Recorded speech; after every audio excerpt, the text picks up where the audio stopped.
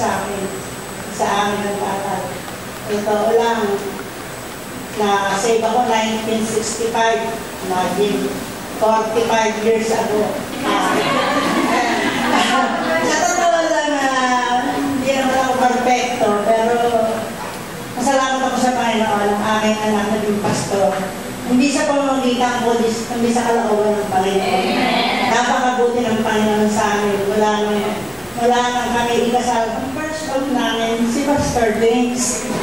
Yung kalooban ng Panginoon talaga, alam kong plano ng Panginoon niya magiging kahilat na ngayon kasi sa pinagdaanan. Yung tatay niya kasi, ano lang yan, talagang pinag-aaral ng lolang umampon sa pamamagitan ng paglalaba niya. Sa awa ng Panginoon, kung hindi siya dati doon sa lola niya sobrang stricto, hindi niya maaabot yung ganyan na. Mabuti talaga, mabait siya dati, disiplinar. Basta naman ako sa Panginoon, dahil naging bunga namin, mababait yung aking mga anak, mababait yung aking mga manugang. Amen!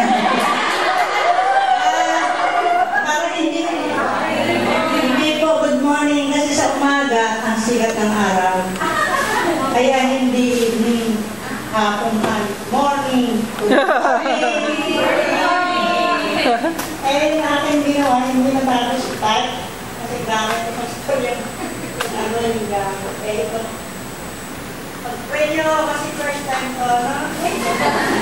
Should we enjoy for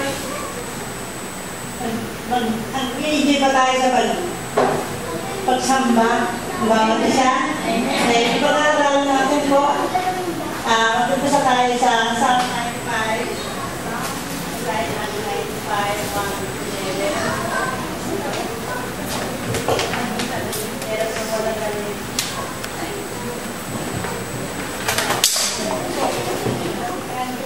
Lord, let us make a joyful noise to the rock of our salvation. Verse 2.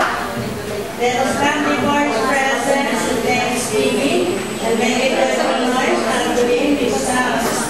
Verse 3. For the Lord is a great God, a great King, above all gods. In His hands are the deep places of the earth, strength in His source. The sea sees and made it, in His hands formed the dry land. O come, let us worship and bow down, let us kneel before the Lord our Maker. For He is our God, and we are the people of His pasture, and the sheep of His hand. Today, if you will hear His voice, harden not your heart as in the provocation as in the day of temptation in the wilderness. When our fathers tempted me, proved me, and saw my work. 40 years was I grieved with this generation and said, it is a people that do err in their heart, and they have not known my ways. Unto whom I turn my wrath, that they should not enter into my rest. Panalangin tayo. Maraming salamat sa Psalm 95:11. Mankind was made to enjoy. Sa 95:1-2, basahin natin. Yung kagaya ng binasa, no? Come, let us sing unto the Lord. Let us make a joyful noise to the rock of our salvation. Let us come before His presence with thanksgiving and make a joyful noise unto Him with songs. Paano tayo nag-enjoy sa life? Sa buhay ko po, kagaya ng buhay ko, kaya salamat sa Panginoon sa inyong mabulihan. Talaga ko na sa buwan hanggang ngayon. Kaya ako salamatan ko sa inyong pagpapala, lalo na sa inyong aming pamilya. Malayo sa amin si Pastor James. Nakumalis po siya sa amin ako 18 years old. 18 years old siya umalis. Hindi ko alam paano siya nang matagal. Paano nangyari yung gano'n sa kanya? Na hindi na lang nakakauwi siya paminsan, pero sa edad niya yun, halos hindi na nakita sa aking mga tagal, uwi siya sandali ang alis ko eh. Pero sa inabot ng aming pamilya, nangyari nga na mula kasal kami hanggang sa ngayon, baptist kami. Ano ang first ko nga si tambal siya, si Jan. Nangyari na, dahil yung mga bata, lumalaki sila, nagre-research sila ng kanila, maalis sa Baptist. Nagkaliwan-walay kami. Agaya ni Moore, napunta sa Fort Watts. Si Jan nawala, si James nandito kay Mr. Pamante. Kasi siya nagre-research. Pinuntahan ko siya doon, nag-search ko na ako para malaman ko kung ang klaseng sinisimbahan niya. Kaya naman ako na-discover. Sabi ko natin yung pag-i-enjoy na natin, yung enjoyment ko, yung aming buhay, pinakalawan natin. At tama na rin yung testimony ko sa enjoyment. Ngayon sa food, paano tayo nag-enjoy sa food? Di ba, masalamat tayo sa Panginoon kahit tuyo, kailangan tayong masalamat. Salamat tayo sa Panginoon kung meron tayong hanap buhay para tayo makalimutan sa pagkapagsayin para sa atin, sa ating pamilya, sa ating kaibigan sa beauty ko. Sa beauty.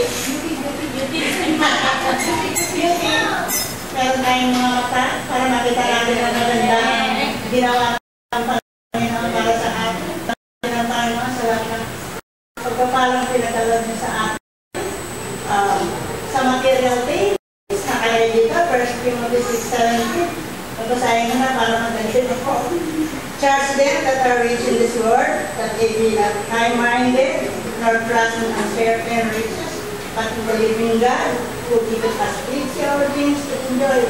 Di ba, meron namin mga pera na tataas na yung proud nila. Kasi hindi na kailangan ng Panginoon kasi marami na silang pera eh. Hindi na sila nagsisimba, hindi na sila tumatawag sa Diyos. Kasi wala na siyang kailangan sa kanya ng lahat. Kaya yung Panginoon, hindi na niya kailangan. Pero hindi yung mga walang Diyos nagdadasal siya. Kung halimbawa, dahil yung Panginoon, ang course niya, sociology. Pag mayroon silang bar exam, nag-prepare din sila. Kaya kailangan din nila ang Diyos. Gusto niya wala sila ng Diyos, nagdadasal din sila. Sa marriage po, maganda rin yung marriage. Meron tayong pamilya, enjoy tayo dahil meron tayong pamilya. Hindi ko sasabi iba kasi sa worship po, sabihin mo tayo sa worship, para tayo mag-enjoy sa worship. Hindi na lahat yung nag-a-attend sa church, nakikita namin sa worship talaga. Ito lang yun, meron pupunta dito dahil hindi kailangan mo sa isang member. Kaya pupunta dito, may kailangan mo sa isang member. Meron pupunta dito, sa isang member. Totoo lang nangyari sa akin dahil si tatay sinama ko sa church yun. Mama kasi naliligaw siya. Diba? May pabugay, diba?